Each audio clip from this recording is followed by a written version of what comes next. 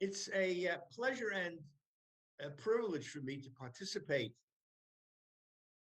alas, only virtually, in this important conference on the 100th anniversary of the passing of Rav David Hoffman, Zatzal, 1921, conference commemorating his memory and even more important, celebrating and critically evaluating his achievements and his legacy.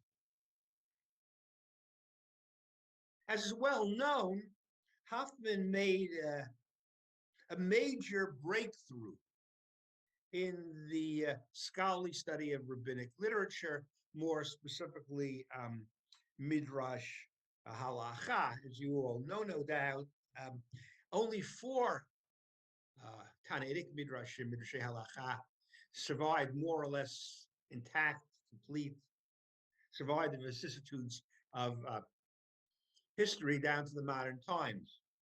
The Mechilta Rabbi Yishma'el on Shmot, the Sifra on Vayikra, the Sifrei on Bamidbar, and the Sifrei on Devarim. Hoffman differentiated between the two Tanaitic Midrashim, which he argued belonged to the school of Rabbi Yishma'el, the Mechilta and the Sifrei on Bamidbar, maybe not all the Sifrei, and the two Midrashim belonging to the school of Rabbi Akiva, the Sifra and the Sifrei on Devarim. That's my main concern. But secondly, that's a subject more Michal Bara shares talk. Hoffman, following the lead of earlier scholars, Meir Shalom, Israel Levi, actually posited that these two schools really had the Midrashim on, so two sets of Midrashim on all four books. So a set on all four books from Yishma'el, from Shmot through Devarim, and a set from Rabbi Akiva. And he began the process of recovering them from these original Midrashim from later medieval works, Midrash Hagadol, Yalkut Shimoni, particularly the Mechilta Derashpi, the Mechilta on Shmot, Rabbi Shimon Bar Yochai from the school of Rabbi Akiva. And this was a concern of Professor Bar Asher Siegel's work, a Mechilta on Devarim from the school of Rabbi Yishma'el, and Professor Bar Asher Siegel, together with Professor Avi Schmidman, have actually, very exciting, succeeded in recovering this Mechilta on Devarim. But as I say, I'd like to focus on Hoffman's differentiation between the two schools and the rich fruit that this has already borne and will continue to bear in the future. So Hoffman differentiates these two schools primarily on the basis of certain terminology, hermeneutic terminology. Rebbe Akiva uses Ribuy and Miyut, Rebbe Yishma'el, Klal and Prat. Other examples as well, which well known, I don't really want to go into. His differentiation was then placed on a firmer textual and philological basis by the work of Professor Yudin Epstein and his student, Rabbi Professor Izet Laman. And despite certain criticisms leveled against this differentiation of the two schools by actually very distinguished scholars, Professor Chanuk Albert, Jacob Neusner, Jay Harris, Alon Goshen Gottstein, this differentiation has recently been successfully defended and elaborated upon by particularly the contemporary Midrash scholars, Menachem Kahana and Zinyadin. One could say it's a rather established than firmly established conclusion. So Kahana, for example, in his critical edition of the Mechilta of Rabbi Yishma'el and the Mechilta Derashpi on Parsha of Amalek concludes, so paraphrasing, that in general, the two Mechiltos interpret the same verses and parts of verses, and there are many similarities. But there are significant enough differences in language and style that we could say we really have two different traditions, not just one tradition with somehow accidental textual difference. Moreover, while differences are mainly stylistic, there are also significant differences of content, and a closer and deeper examination, a comparison of these two mechiltas show that each one has a unique and special feature. So much for Kahana. Now, Yadin, in his two books, this is sort of a very brief summary, one on Rebbe Yishma'el and one on Rebbe Akiva, argues that in the school of Rebbe Yishma'el, the law is derived from Scripture through a process of exegesis, where Scripture is self-glossing, self-interpreting, and that might have roots in Qumran. While for the school of Rebbe Akiva, or at least a certain strata of these Midrashei Halacha, the source of law is tradition and extra textual, and Midrash serves more as Midrash Somech, a type of reconstructive type of thing. So we really have a type of synchronic, as opposed to early scholarship, neither one nor the other, neither tradition nor type of scriptural derivation or move from one to the other, but simultaneously the two schools have two different approaches. By the way, it reminds one of the Rambam's two different types of midrashim: the revealed interpretation from Mount Sinai, which then are retrojected or rediscovered in the text, and then where the rabbis derive laws through their own midrash.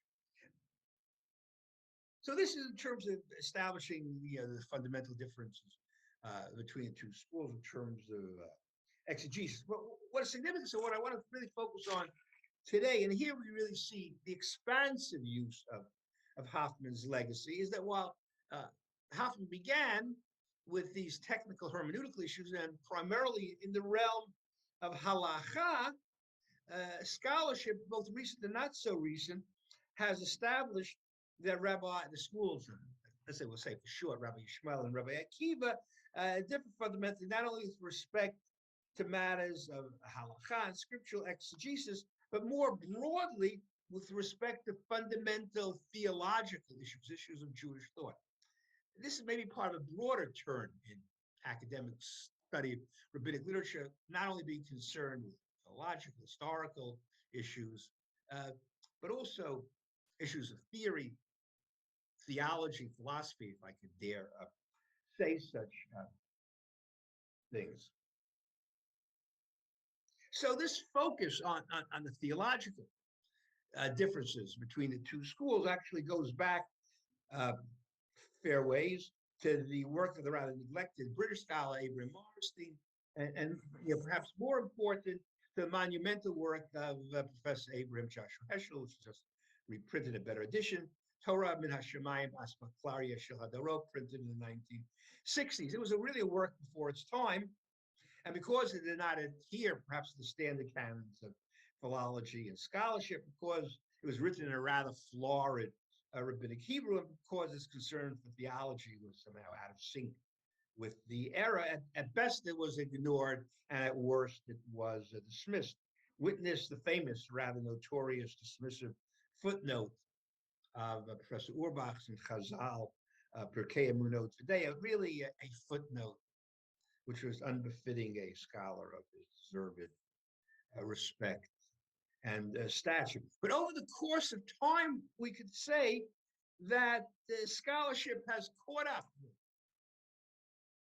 Heschel, maybe gone beyond it, adapting and developing his thought and placing it on a firmer philological and textual basis. To cite, for example, Zvi Novak, his chapter on scripture in the world between the schools of Rabbi Akiva and Rabbi Yishma'el from his book, God and the Good. So after introducing the theme of his and thesis of the chapter, which I'll come back to. So Novik comments, and I'm quoting, the basic contention of this chapter's arguments are partially anticipated by Abraham Heschel's idiosyncratic and ambitious work on the two schools. But here I'm placing it on a broader and more solid methodological foundation. Let me also call attention to an excellent MA thesis by Tzvi Andrew Pardes, Midrash as a Refracting Lens, A.J. Heschel's Illumination of Jewish History, a thesis done under the supervision of Professor Eliezer Siegel. And I haven't seen this thesis referred to in secondary literature, and I referred to this august audience. Pardes picks up and defends on textual and philological grounds Heschel's thesis that there is a decisive, I'm quoting, decisive difference in philosophy between the schools of Rabbi Akiva and Rabbi Yishmael.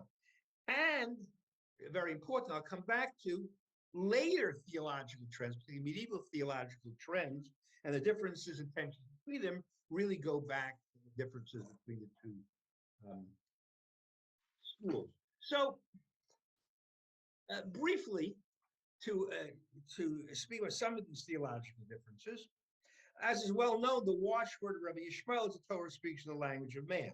Now, this principle implies a loosely rationalistic view of Scripture, where since Scripture uses human language, it is subject to a logical examination of such features it possesses as characterize language in general, syntax, metaphor, hyperbole, turns of phrase, and the like. But more, Rabbi Yishmael's loosely rationalist approach to Scripture extends to a loosely rationalist approach to God. And many midrashim stemming from him and his school adopt an implicitly non-corporealist conception of the divine. By contrast, Scripture for Rabbi Akiva is written in a divine language and is governed by the principle of omnisignificance, where there's no repetition for the sake of emphasis or style. But every word or phrase contains its own unique moral or legal lesson. But more fundamentally, from a theological perspective, that is, Scripture for him obtains a mystical, almost magical significance, constituting a vital link to the dynamic living God. It is seen, to use a phrase of Gershom Scholem, one of the essence applied to Rabbi Akiva, I'm quoting from Scholem, as, quote, a living organism animated by a secret life that streams and pulsates below the crust of literal meaning, end quote. Indeed, to cite Professor Elliot Wilson, Scripture really is an incarnation of divine wisdom, divine life. Moreover, for Rabbi Akiva, as Professors Wilson and Yair Loberbaum, among others, have maintained, God can be envisaged, or should be envisaged in primarily corporealist terms, and the focus is on God's divine image. That is why Rabbi Akiva plays such a prominent role in the Pardes traditions, where the sages undertake difficult and dangerous ascent of the Pardes to the throne, there to attain a vision of the divine. This theological differentiation has in turn allowed scholars to trace lines leading from the school of Rabbi Yishmael to medieval rationalist philosophy, and from the school of Rabbi Akiva to medieval Kabbalah, without, of course, ignoring profound differences between the theology of the two rabbinic schools and their medieval counterparts. Thus, speaking of the school of Rabbi Yishmael, we could say that the medieval interpretation of the phrase, the Torah speaks the language of the sons of men, the whole tradition of that culminating Maimonides, which interprets to mean that the anthropomorphic of the Scripture should be understood metaphorically, that this medieval interpretation, while certainly not what the phrase means in its original rabbinic context, it's nevertheless still a legitimate interpretation of the implications of that phrase. On the other hand, we may say that the interplay that Wilson has shown exists in medieval Kabbalah between scriptural interpretation and the visionary experience of the divine image can trace its roots back to the school of Rabbi Akiva. I'd like to focus on a somewhat different aspect of the differences between these two schools.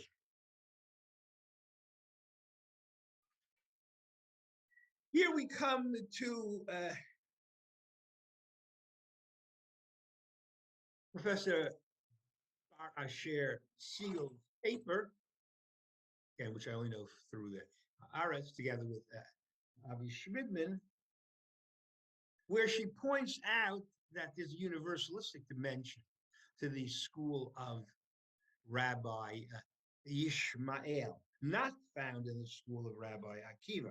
And she actually, a quote from her again, that we find in the Smechilta Drashot Shemarot al Yachas Universali.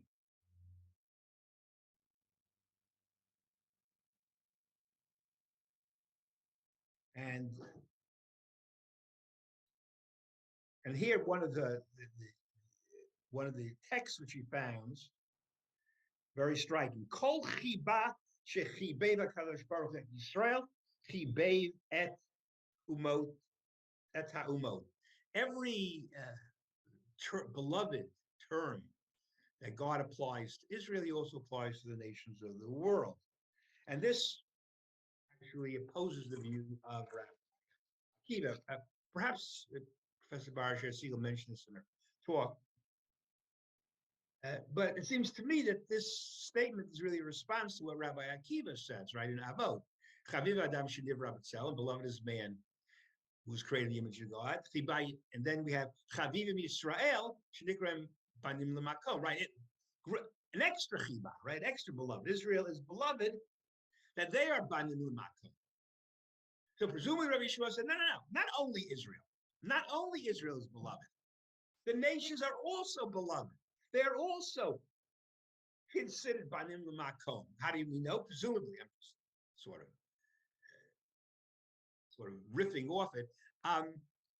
Well, God says B'nai B'chori Israel, right? So, okay, Israel is B'nai B'chori, firstborn. The nations are obviously as well Banim L'Makom. And the truth is that this universalism of the school of Rabbi Yishma'el was also pointed out by Menachem Hirschman in his rather brief but important work, Torah L'chol Ba'ei Olam. And the idea, particularly in the school of Rabbi Yishma'el, he cites much textual evidence to this, and the interesting implications, that really the Torah was not only intended for Israel, but really intended for all the nations of the world, which is very interesting implication. And then the idea, of course, the non-Jew occupies himself with the Torah, like Kohen Gadol, etc. Finally, in these lines, Tzvi Novik, whom I mentioned before, notes, more in terms of the universalism, maybe in terms of the humanism, that the school of Rabbi Yishmael places the Torah within and against the backdrop of the world. Note its use of the term derech eretz as an interpretive tool.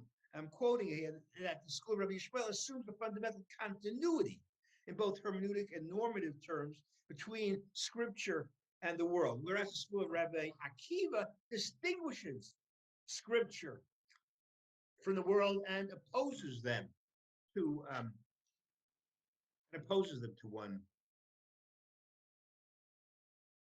one another. I already mentioned, in terms of the school of Rabbi Yishmael, derech eretz, diber hakatuv behoveh, the Torah uses what ordinarily happens in the world. Here, an interesting example, the verse kol amana v'ger lo tanun, you shall not oppress any widow or stranger. So Rabbi Akiva, which you expect, kol, right, everyone, not only the almana and ger. While Rabbi Yishmael says kol amana v'ger shedarkan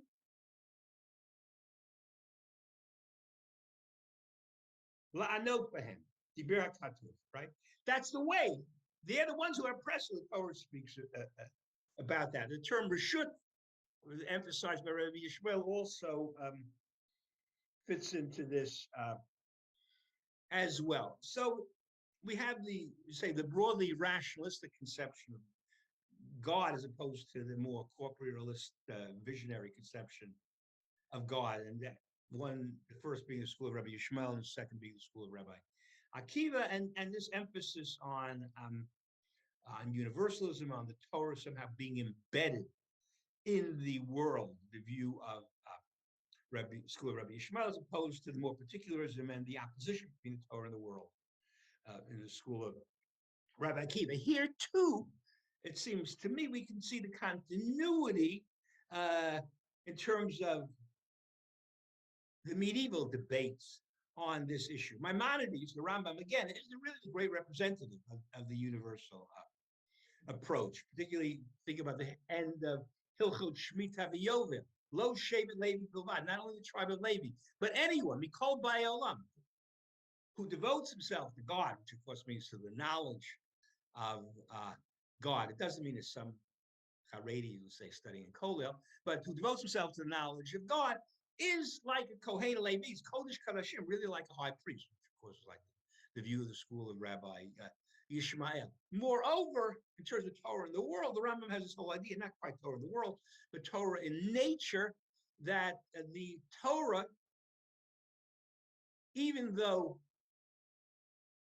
it is not natural, it enters into nature. And the Rambam, particularly in Tamei HaMitzvot, has a very elaborate series of analogies which he draws between the Torah and nature in terms of using divine ruses, et cetera, which I really can't go into here. There's an entire book on the subject, a very fine book, by Professor Eliezer Haddad on Torah and Teva and the connections and similarities, analogies between the two in the view of the Rambam.